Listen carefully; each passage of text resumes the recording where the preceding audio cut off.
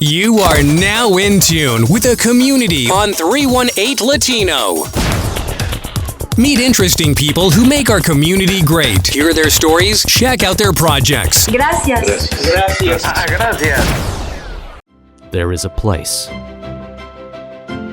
where you can dare to dream, find lasting friendships, where you can find yourself, where you can find your anchor. Hello, ladies and gentlemen. This is Brian Garcia with 318 Latino. Today we have with us Miss Levette Fuller. She is a councilwoman in the Shreveport City Council. How are you today? I'm great. Thanks so much for having me. Thank you for being here with us today. And in the past, we've had the honor of interviewing people from all over government, from the major Adrian Perkins, to the Sheriff Steve Prater, to the city marshal. We're hoping to get an interview with the police chief sometime soon, Mr. Raymond. But we've never had somebody from the city council, and we'd like you to help us, learn more about how our city works, how our government is structured. Awesome. I'm glad to get to be the first city council person that you get to speak with. And when you think about the city government, it kind of mimics the federal government, where you have an executive branch and a legislative branch. Mm-hmm. So the mayor is the executive, and then the legislators are the city council. And so where we're not the supervisors of any of the people who work for the city, we can sometimes help to solve problems when there's confusion. We can help report things and help people learn how to report things and help the city run smoother. We handle the budget. So the executive branch, the mayor and his administration, put together the budget, and it's based on all of the different department needs and their target numbers for how much money they have. Mm-hmm. And then we, as the council, go through the budget for checks and balances, and it's our job to sign off on it. So once it's presented to us, we can make amendments to it. We have a whole couple of days where we sit and ask questions of each department, go through it page by page in this huge binder. And then we say, okay, this is a budget that we think is right for the city. And then we have a day where we vote on it, and that's how we get through the next year. I think that's one of the most important functions of the city council, outside of actually being the lawmakers. Right. So you want to ask another question? Because I'll just start rambling. No worries. Well, let's start a little bit from the beginning. Tell us a little bit about yourself. Tell us, where you came from, how you ended up in Shreveport, and what got you into politics. What got you into the city council? Actually, I was born in Shreveport. Okay. I have lived here all my life, except for about 4 years when I lived in San Francisco. I actually lived in the Mission District, 23rd and Briant. Right around the block from, now I'm pandering to your audience, El Farolito was my taqueria on 24th Street. But when I came back here, I went to Centenary, then I went to San Francisco. When I came back here, I kind of felt like Shreveport was right where I left it, like being gone for a little while and seeing something different and coming back and thinking, wow, Shreveport always wants to be like Dallas. Shreveport always wants all of these different chain restaurants and, and national stores, but we don't actually celebrate what makes us unique. Right. And a lot of it is our architecture. A lot of it is like the different older buildings we have, like in downtown, which is part of my district, and then on Texas Avenue. And a lot of times when we travel, we go, people loved being in the Mission District. It was like the most local, authentic part of San Francisco. People like to be in Deep Ellum or the French Quarter. We have an area that's like an old town, like Old Town in Albuquerque. Why are we not celebrating the things that make us unique? So I got involved with historic preservation because one of the characteristics is the buildings.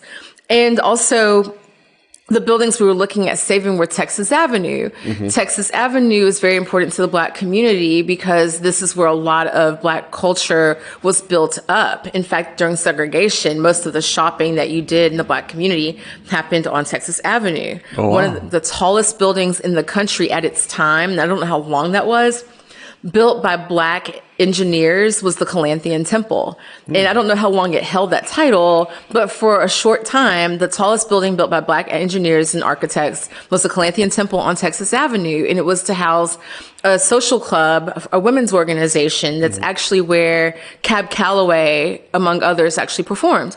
Oh, wow. So for me, it wasn't just, let's preserve Shreveport and make it and show people what's special. It's, let's show how it's special to the diversity of this community. And I know that you've got some other questions here that kind of get into things about like how the Latin community in Shreveport can get involved. And I think that the one thing that should be important to our entire community is that our diversity is not just Black and white. We do have large ethnic communities here, like not just Latin communities, Asian communities. And it's very much time for us to start celebrating everything that's kind of giving us flavor. Right. So, I came here from Mexico when I was about 10 years old, and I've watched the Hispanic community grow exponentially since. There's been events that made that a lot faster. Katrina was one of them, where a lot of Hispanic people came from Galveston and from Texas to settle roots here. Some people started coming in from Dallas, from Tyler. And we've seen since 2007, when I came here, that there was one Hispanic store, one Hispanic church that offered service in Spanish, maybe 2 or 3 Hispanic-owned restaurants. That has multiplied several to over 30 churches offering Spanish service, to over 10, 15 Hispanic stores that cater specifically to Hispanics, and several Hispanic-owned businesses, lawyers, dentists, all types of businesses. Media company. Absolutely. And I think that's kind of, I think it's exciting to be able to say there is enough going on for there to be like a media company that is serving the Latin community. And what I want to see more of is not just the business people, the doctors, the churches. How are you represented in the community on nonprofit boards, right? Right. That's the next step. It's, if you're contributing to the city's revenue, the city's cultural identity, the way that we worship in this community, then you should also be leading the community and representing the issues that are specific to the Latin communities on the different boards that we have. I see Mario from time to time on at the Health Science Center. LSU Health Science Center has a community advisory board, and that's a place where we talk a lot about diversity in this community. And the easy thing to do is say, oh, diversity, Black people and white people working together. I'm like, no, there's more to it than that. Like, remember that all of the people of color in this community are providing culture, character, services, goods, and deserve to have opportunities for the arts to be represented, for leadership to be represented. How do kids learn? We hear this a lot. If you can't be what you can't see. So if we can get super excited right now about Shakari, who just did this amazing race, right? Who's from Dallas and has family in Minden. Well, something that gets me excited now is that in Formula One racing, Sergio Perez, so he was the only North American that I knew about in Formula One, and he's a hero in Mexico. Right. Well, who are the young heroes that are growing up in Shreveport that deserve to see themselves and to have advocates? I think that's something that we have to think about, and I guess it's easy for me to think about it in those terms because I have seen what it's meant in my life as an African-American woman, and also having 2 cousins that I mentioned to you before that are growing up biracial, Mexican and African-American. It's important for me to know for them that they see themselves represented too. Absolutely. So let's talk more about the city council right quick. Sure. Let's put that aside for the moment. I told you I could ramble. Oh no, you're okay. You're good. Let's I'm here to learn. So tell us a little bit about how the city council is divided. I know there's several districts. I don't know how many and where they're divided to. There are 7 districts. Okay. And if you go to shreveportla.gov, you go to the city council part of the website and you can actually look at the district map. And what's really great about technology now, because I remember when you couldn't do this, now that the map is interactive. So you can type in your address and it will tell you what district you live in and who your representative is. Oh, perfect. The districts are redrawn based on census data. So they're made up of precincts. They're all geographical. And I'm not going to get into splitting hairs about how they're actually designed.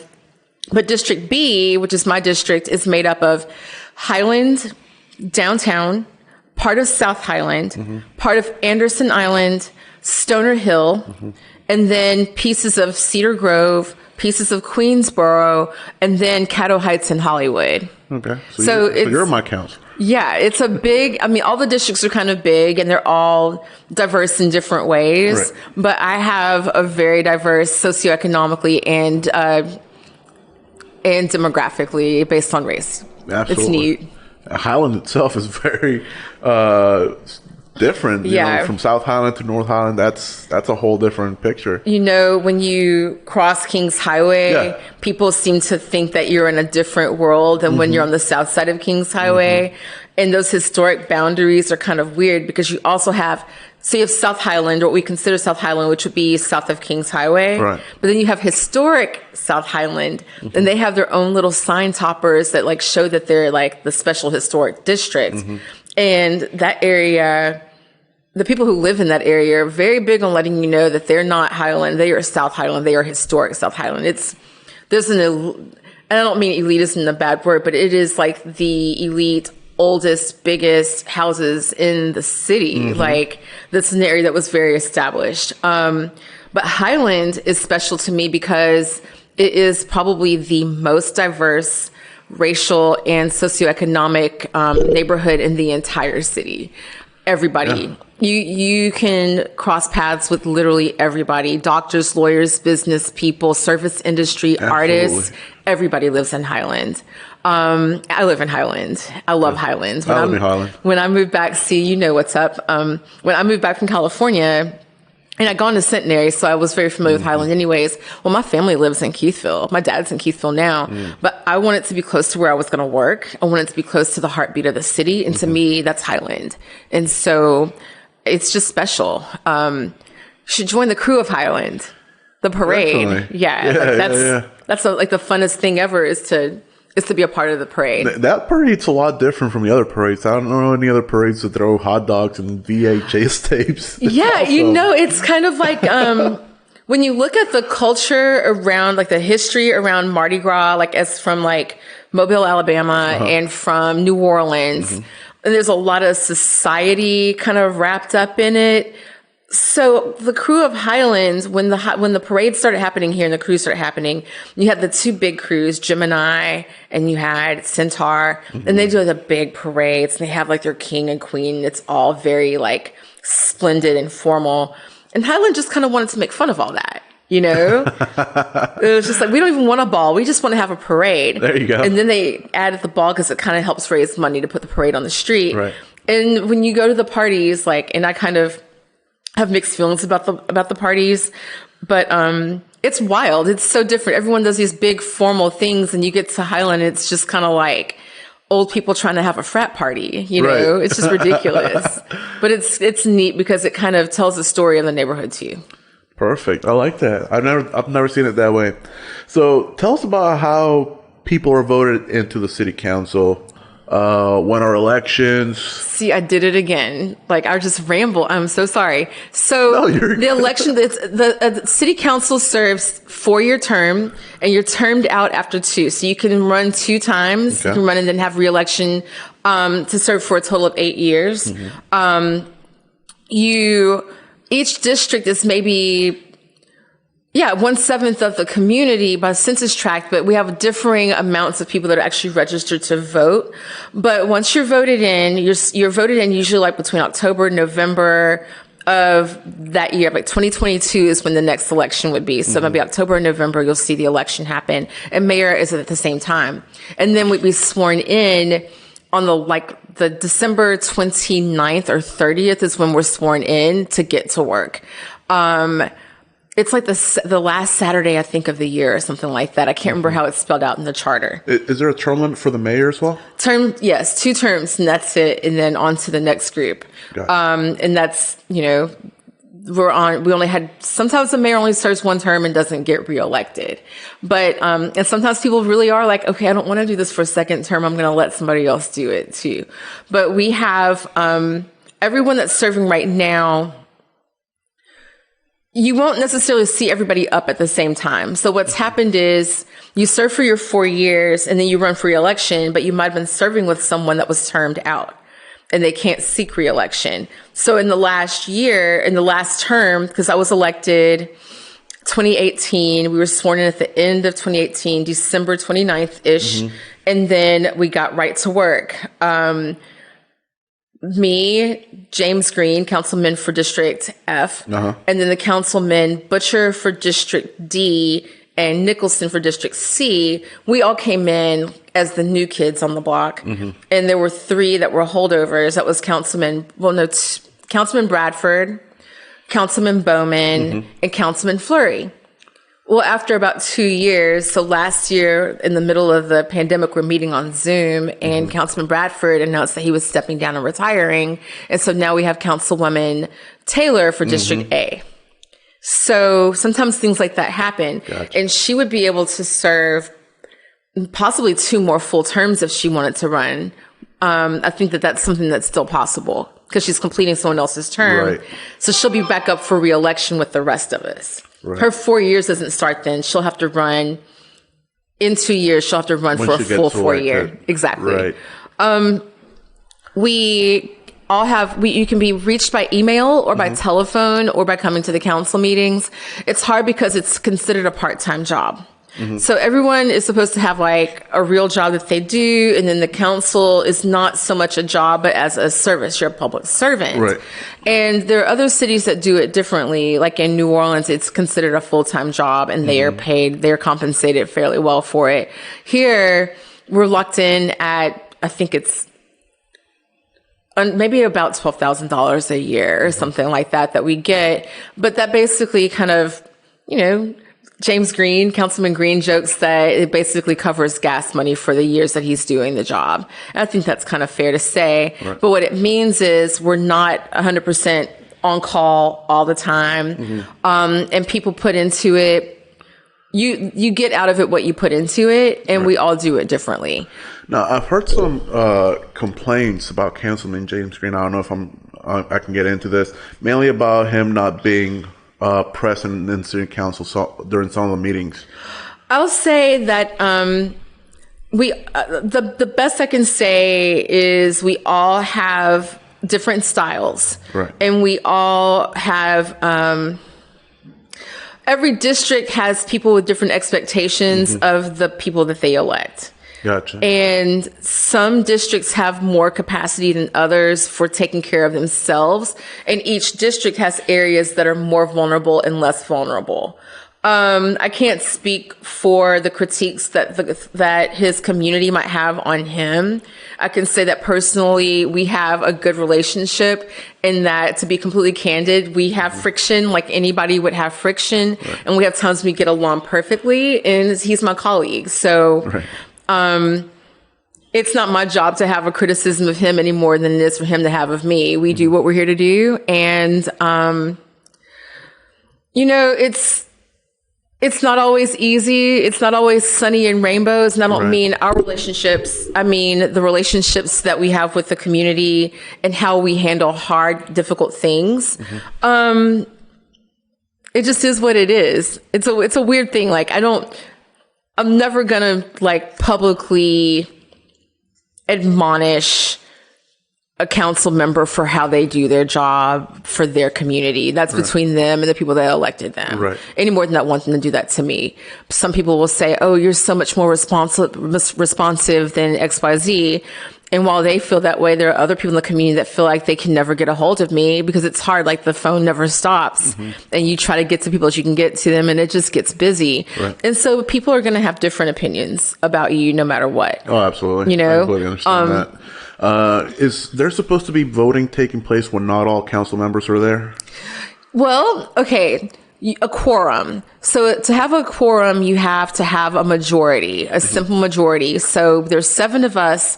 A majority is 4. Right. If you have 4 people, that means you can get the city's business done, even with 3 other people missing. Right. So if you have 4 people, it may not be ideal because the people who are not being, who are represented by these other 3 are not having their voices heard through their legislator.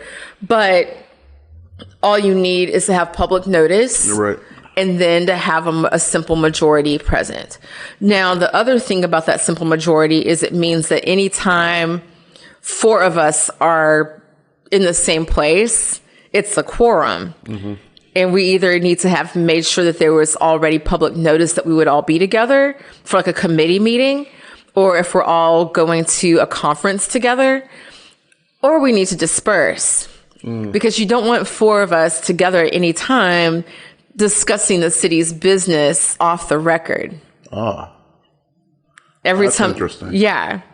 So that's 3 of us can get together, but 4 of us cannot. Wow. Yeah. Wow. But that's all. And the thing is, when you start getting into that level of like public policy, and it's a small thing, but it makes a big difference.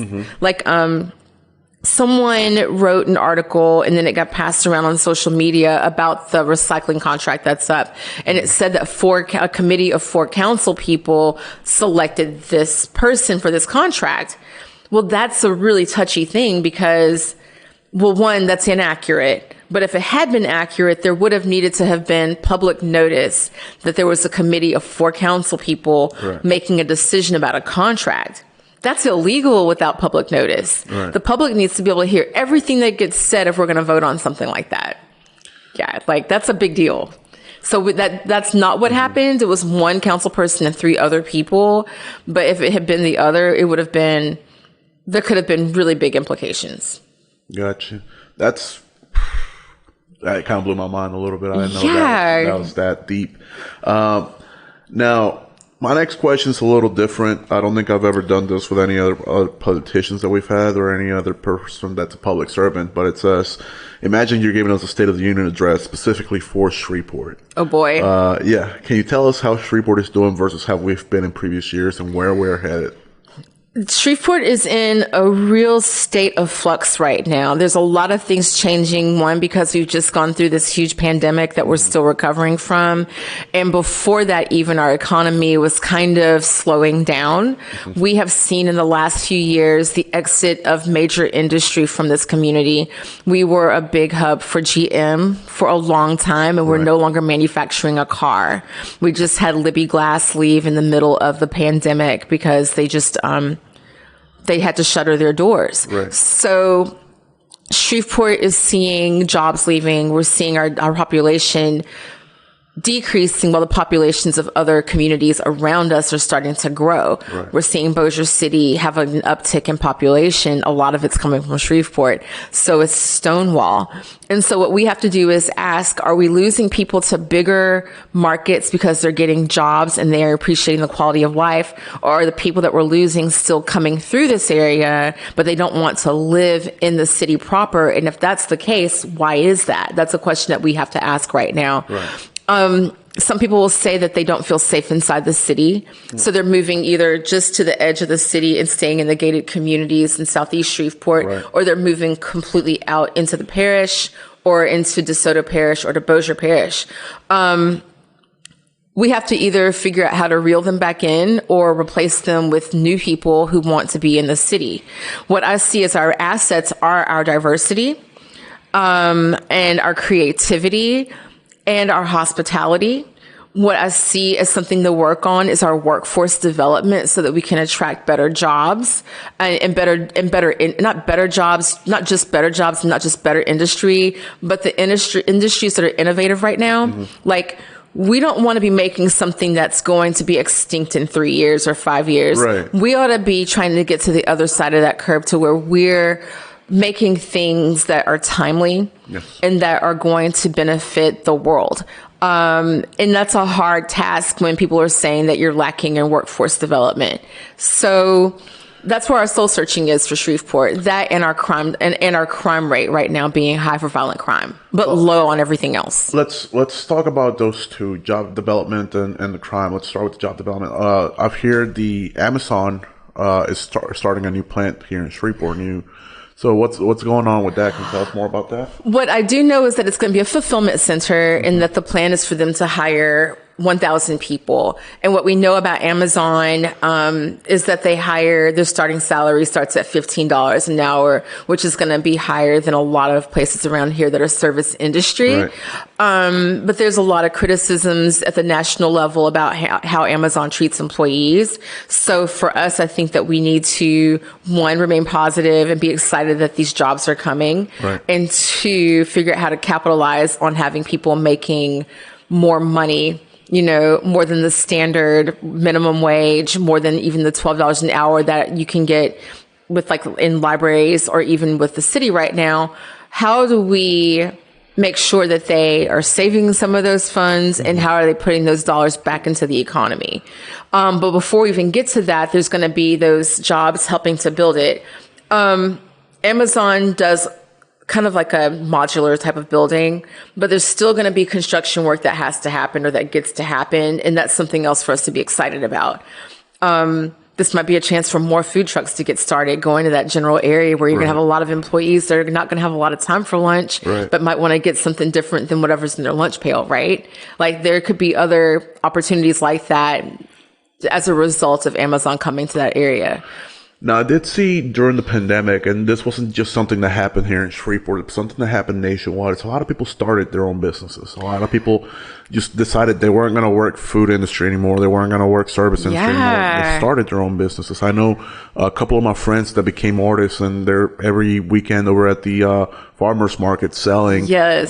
There's a lot of people that started their own graphic design companies, their own marketing firms. Like this pandemic has pushed us to the extremes of being decisive about kind of what you want to do with your life. And a lot of people decided, life is so short. Right. And in this community, we've lost people from every age and people that really did make a big difference in our arts community, like young people that were really well thought of, and it was very heartbreaking. But it does make you start to rethink what you're doing with your life. Mm-hmm. That's the thing. It's kind of like, you've got a lot of young Generation X and millennials that are like having like a midlife crisis kind of a thing going on. It's like, I want more for my life and I want to leave an impression on the world bigger than just working 9 to 5 for somebody else. Mm-hmm. The thing about entrepreneurism right now is in a global economy where so much happens with technology, you don't have to sell to the person in your neighborhood. You might actually be selling to someone across the country, which means that there's all other people like you who are doing their day-to-day job from a laptop, right? That could be a big thing for Shreveport if we actually bulk up our tech infrastructure. 5G is a big deal now, but fiber is still an important thing. The faster your internet, the stronger your internet, the more people who can work from home you can have in your community. Right. And if they don't want to work from home, but they want to work in a cool city that's smaller than in Austin or New York or Portland, Shreveport could be ripe for people who can work from just about anywhere, but want to enjoy where they live. Right. We are the right size and we have a certain amount of infrastructure from when we thought we were going to expand bigger that we can fill in.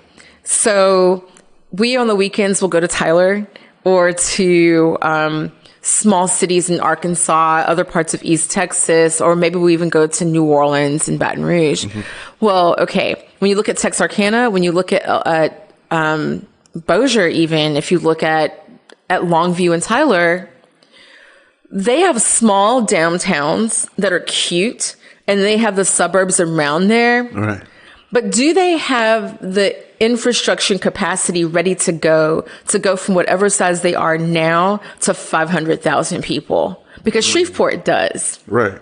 Shreveport has never expanded bigger than about 250,000 people in the city proper, but we have the capacity in roads, in water infrastructure that's already there, and just needs to be improved upon and retrofitted, in building inventory in our downtown to have 500,000 people here.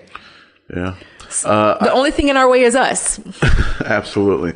Now, I've spoken to Miss Liz Swain a lot about downtown with the Downtown Development Authority, I think it's called. That's it. And one of my biggest questions was, we have all this space downtown. We have all this buildings that are just sitting there, just catching dust now. Yeah. And why can't we just, if the owners don't want to do anything with them, or if their price is too high for anybody to lease them out or sell them, or just do something with it, why can't we have some type of ruling to make sure that something happens with them?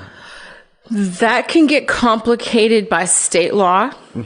Louisiana is very much a place where if it's my property, I can do what I want. Right.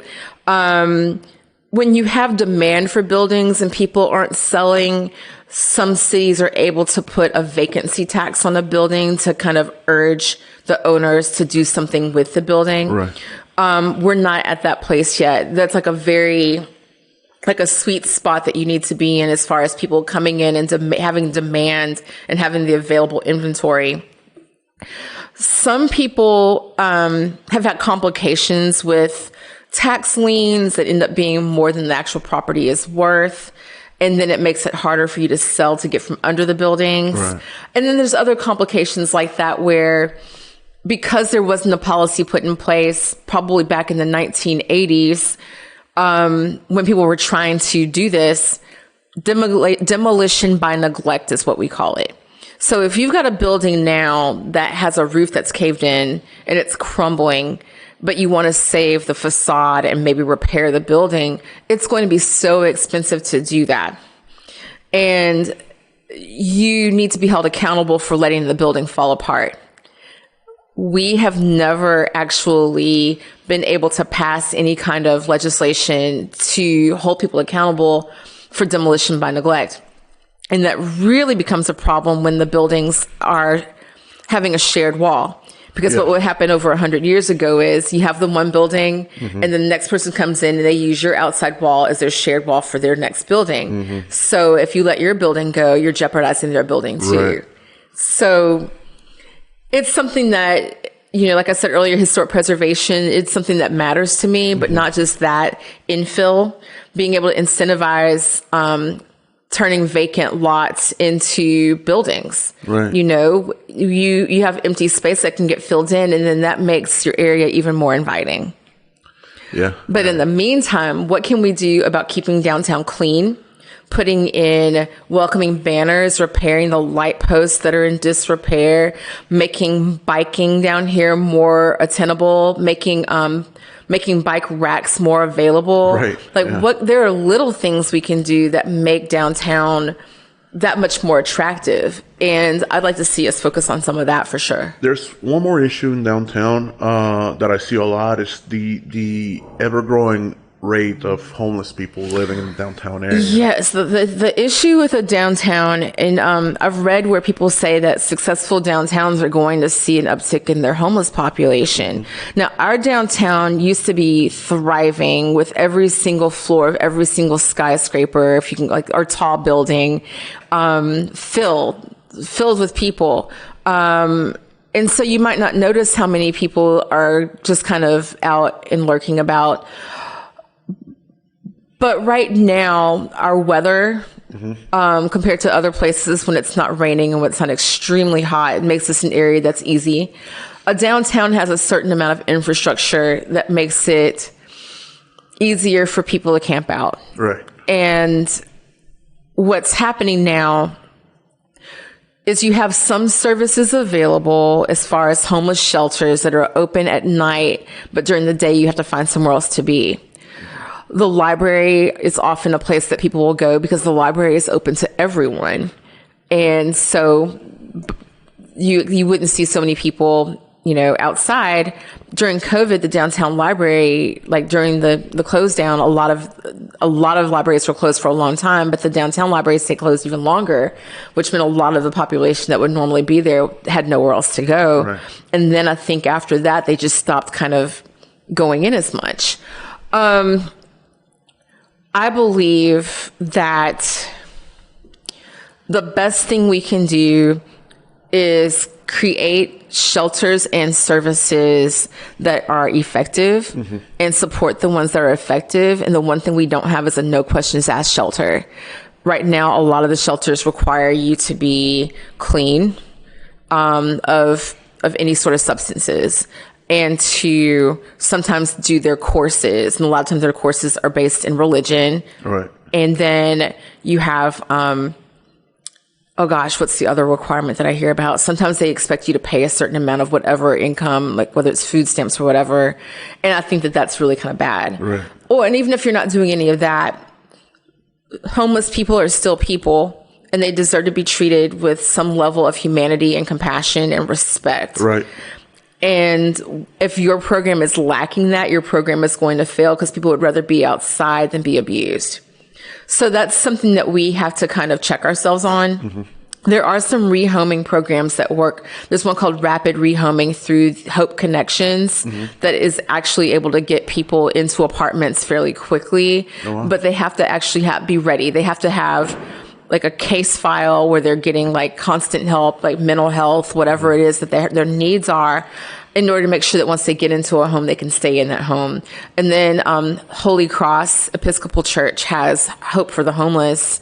And then they've started kind of a rehoming program on their own where for $13,000, they've been able to get 20 people into apartments and 19 of the 20 have managed to stay in them for over a couple of years now, which I think is amazing. Wow. Right? Like, that's awesome. So that's what we want, is to see the things that are working. We need to continue to help those to work. But, for me on a spiritual level, and I do try to keep church and state separate, there's something kind of unholy about having empty buildings in the same area that you have a homeless problem. Right. If you're able to be hostile to the homeless and you've got the ability to help them have shelter, then you're basically writing your ticket to why you don't have more prosperity. Right. And I completely understand that. And I mean, I see it. I love downtown. There's a big reason why I decided to have my office downtown. This area is my favorite throughout the entire city. And riding around here and seeing people just trying to get away from the rain, trying to break into these buildings, trying to, it's outrageous. Well, there's the Hub has a program that I think has been fairly effective, and they're downtown. And I think there's a fight to keep there from being any more shelters in the downtown area. But again, if the complaint from the business owners is that they have trouble getting into their building because of homeless people, the answer isn't to make the homeless people uncomfortable. Right. Or more uncomfortable, like hostility in the infrastructure or in the architecture, rather. Have you ever seen those things where it's like they'll put spikes out under a covered awning so that people can't lay down, or putting out the kind of benches that have the divider in the middle so you can't lay across it, not having bus shelters because you don't want people to get too comfortable. Right. That's not the answer. The answer is to try to have compassion and to understand, why would you prefer being on the street in the cold and the heat and the rain when there are alternatives? Right. Let's find out what that issue is and figure out how we can be solution oriented. Perfect. I think it's hard because it is. Because I know I'm speaking to a very specific set of people who are hostile, who speak to me without any shame about their feelings, but will quick to say, well, I feel bad for them, but I'm like, well, the only thing that matters is what you say after this but. Right. So let's go back. We've spoken about jobs. We've spoken about buildings. We've spoken about homelessness. Let's go back to the crime rate. in Shreveport. Yeah. Now, that's one of the biggest issues that I've seen, and probably one of the biggest issues. Like you said, people are leaving because they don't feel safe. It's the violent crime. So our police chief has said that our crime overall has gone down, but violent crime is up. Right. Well, is that a norm throughout the entire United States at this moment because of the pandemic? It could be somewhat related to like mental health and the pandemic and the economy. Absolutely. But I think that it's a very weird thing to say that the crime is down except for violent crime, because it's like you're missing the point. Right. Violent crime is the one that has the victims. Right. You know, and the victims, and then when there's a murder, the victims' families that are left behind to grieve, they don't want to hear you say, well, all this other crime is down. Right. That doesn't make anyone feel better, because what we're seeing right now, some of it is relationship based, whether that's a gang, whether it's retaliation for some other like tit for tat thing that's going on, whether it's related to some sort of drug ring or whatever. Right. These are all things that you hear about. But we also saw domestic abuse go up during the pandemic when people were just kind of cramped up together for too long. And that took a toll on a lot of people. Trauma of violence is contagious. So when you've been traumatized, your reaction to that is often to lash back out. Right. So there's a program called, well, I don't want to call it a program, but the moniker right now is violence interruption. So I've been looking at violence interruption. And once I heard the phrase, I was like, wow, what is that? And it's something that I've been looking at without knowing there was a name for it. So if you look at public health, like right now we've been through a pandemic and everyone's talking about, well, what was patient zero of the pandemic? And one, where did it start? But the other thing is, remember we were doing the contact tracing and trying to say, well, if you've gotten sick, you might have been in contact with all these people and they could be sick too. Right. Violence works the same way. Right. So if we look at violence as an epidemic, as a public health epidemic, a person comes into the hospital and they've been shot. Right. We need to get them care, not just to get the bullet out and to like, you know, heal the wound. We need to heal them because one, that's a scary thing. Like your body has been through a major shock. Your mind has been through a major shock. You could have died, you know, but we can't just say, okay, you've been all sewn up, go back out there. Retaliation. Right. Just mental health, anxiety.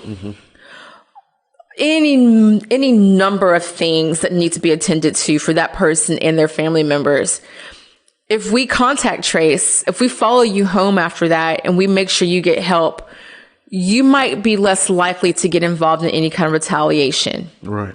Right? Whether it's lashing out at someone in your family environment or the person who shot you. That's how violence interruption works. If you know that this person has had this issue and that it might affect people in their general area, their house or somewhere else in the neighborhood, there's going to be more violence.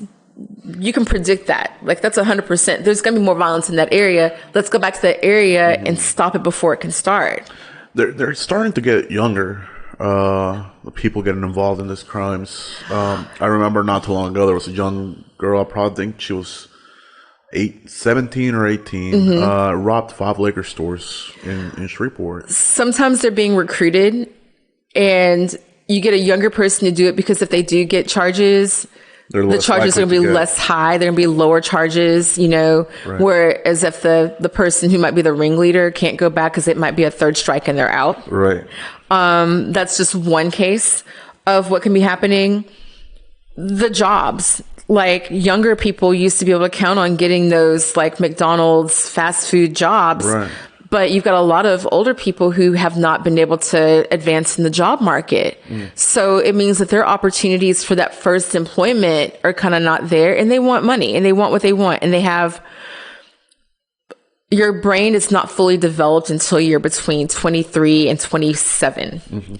So we're talking about people who are teenagers who are their decision making and their ability to make good choices is limited. Right. And they have lower impulse control and they want what they want. So if you don't have a family environment to curtail that, you're going to see people making bad choices. What has been striking to me is when you go on social media, like on Instagram, I actually watched a video of kids.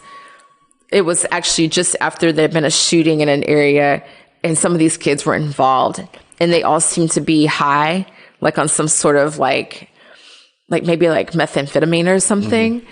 And it was really disturbing to me how excited they were about what was going on. And that's when I realized you got a young brain taking on more drugs and they shouldn't be on any of it. But now they're speeding. Mm-hmm. And now they got the endorphins of whatever else has transpired, the violent crime of someone being shot. Mm-hmm. And they don't realize that they've done a thing that's very, very bad. Right. They're exhilarated. They're a part of that life, and they don't have any idea like what kind of ghosts are going to be like following them the rest of their lives at that point. The problem there is where have we broken as a community? And the other part of it is if we see what they're doing on social media, how come we're not able to do something about them? How come we haven't been able to respond in a way that actually gets them off the street? Right. I wish I had an answer to that. It's like just turning an eye, you know? Well, it's more that the intelligence you have to have like, the detective work has to add up to something that you can actually take to court, right? You have to be able to get the warrant for their arrest, and then you have to actually be able to bring charges that will get them locked up. Mm-hmm. And then the prosecutor has to be able to make it stick. Mm-hmm. And a lot of times the little tit for tat stuff, you've got detectives at the federal level that are looking for how that plays into the bigger picture. Because there's like, if it's drugs, these kids aren't seeing all the big drugs. That faucet's being turned on somewhere else. Right. So then the issue is, how do we turn off that big source? How do you turn off the faucet? And I think that's a lot of what you're seeing with violent crime might be related to drug trafficking. Some of it's just personal relationships and vendettas where you don't even know where it started. It's important to find out where it started so you can nip it in the bud. And the other part of it is just desperation. And there's a lot of desperation right now because the economy has been so iffy. But back to the positives, if you can interrupt the violence, you can put people on a different path before it gets to that point. And I would rather see more of those positives being turned around before it can get bad. Right. But also, let's look back at those entrepreneurs we were talking about. How can we, as a city, do more to nurture entrepreneurs, support them so they want to have their businesses here, even if they're doing business with people all around the world. If they're able to say, Shreveport feels like home. I love it here. I'm comfortable here. It's got a big city feel in the downtown, but it still feels like a small community that's welcoming to people like me, that's diverse and interesting, and I can go anywhere in the city and find something that I want that's from anywhere. Like I can go to a Mexican grocery. I can go to an area and learn to speak Spanish with people who are from Mexico, like my new friend Briant. Like I can actually go to the Pachanga at Key Mexico on Cinco de Mayo and have a real experience instead of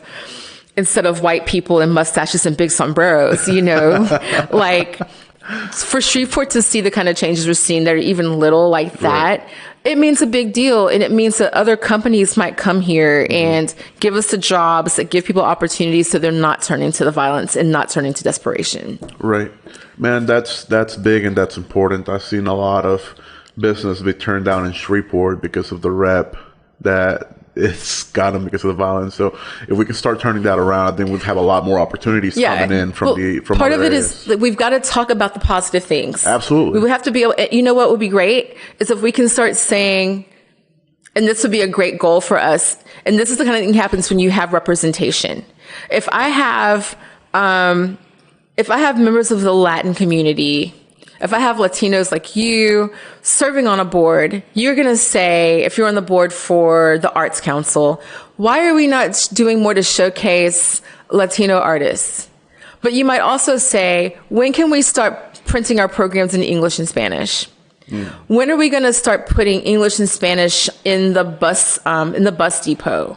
When are we going to start putting English and Spanish at Government Plaza, so when I go to pay a water bill in person, even if the person who's talking to me isn't bilingual, there's some instructions that can help me out. Right. Like, I think if you're telling me that we have 30 church services that are in Spanish here, or that are focusing on the Latino community, then we're probably at that point, right? Right. Like, yeah, everyone is bilingual, but sometimes it's nice to have the comfort of knowing that while you're trying to get your bearings, that you're feeling welcomed with being able to see familiar language.